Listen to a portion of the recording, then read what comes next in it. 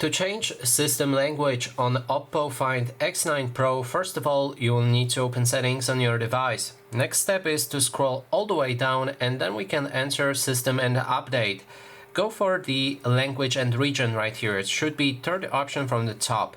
Then you can click on edit right there, and that way you can switch between different languages. So find whichever one you want to actually use. After that, click on the plus button that is located next to it. Then it will ask you if you want to already set that language as default. In this case, I'm going to click on no, but if you would click on yes, it will instantly change your system language to the one that you've chosen. Now when we have that language on the list, let's say that you had it previously, you can use those three lines, click and hold them and drag the language you want to use on the top and confirm it right here. So that is basically everything. Thanks so much for watching.